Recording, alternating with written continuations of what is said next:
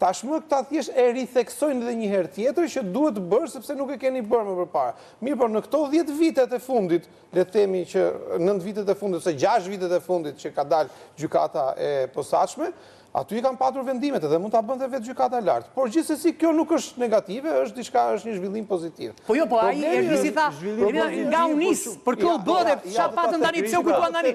Tani që mbushën burqet me pushtetar, tani u kujtuan ata. Gjeli në një Të lutem, shiko, kjo është e bukur kjo, duhet sqaruar. Masa e sigurimit në konceptin e vet ka bazohet tek neni 228. Që është kryesori, domethënë. Ka 3 elementë të rëndësishëm që vendoset masa e sigurimit që subjekti që do t'i kërkohet arresti me burg, se gjithmonë këtu është sikleti, se kur flasim për arrest shtëpi ose detyrim për të paraqitur, është e butë edhe nuk ka këtë lloj vëmendje. Vendoset sepse nuk duhet që të ndikohet tek provat.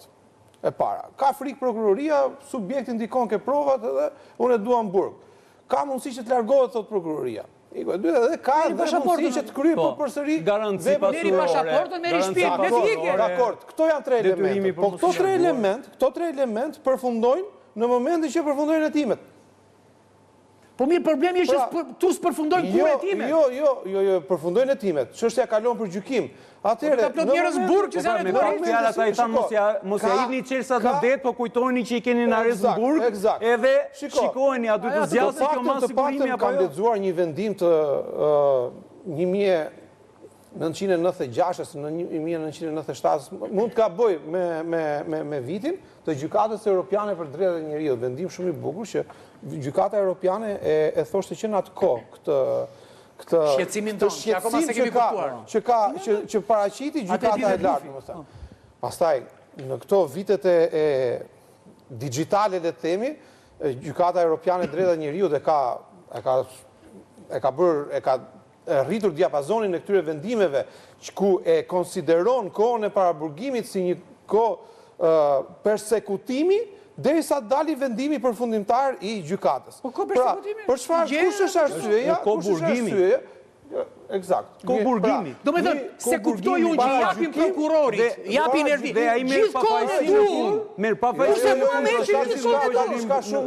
Ka diçka shumë të rëndësishme këtu. Sepse ti e vendos përpara një përgjegjësie të veçantë gjykatën në momentin që do të shpalli vendimin, sepse ti ke 3 vite që bën paraburgim dhe si do ta marrësh pa fajsin. Se thot gjykata, e kemi mbajtur 3 vjet në burg. E kemi mbajtur 3 vite në burg këtë zotrim. Për çfarë kemi ose këtë zonjën? Për çfarë kemi mbajtur? Ti fusemi mos kallëzim krimi. E dënojmë për mos kallëzim krimi, tamam, atë që thot Ervini. Të paktën ja mbulojmë atë çfarë ka bërë në paraburgim dhe kënaqet sepse i heqim këto akuzat e rënda që ka vënë prokuroria, i japim mos kallëzim krimi ose një vepër tjetër, një kualifikim tjetër që vjen e barabartë me kohën e paraburgimit dhe e mbulojnë atë gjën pastaj. Është shumë e rëndë. Kështu që në qoftë se vendoset masa e sigurimit arrest në burg, ajo është e nevojshme deri kur përfundojnë hetimet. Në momentin që përfundojnë hetimet, hajde ta zëvendësojmë këtë masë. Kemi një masë tjetër më të butë.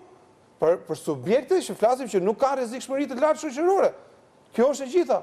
Për çfarë i mban njerëzit në burg kot? Burg, edhe çfarë bën? Thjesht vështirëson punën e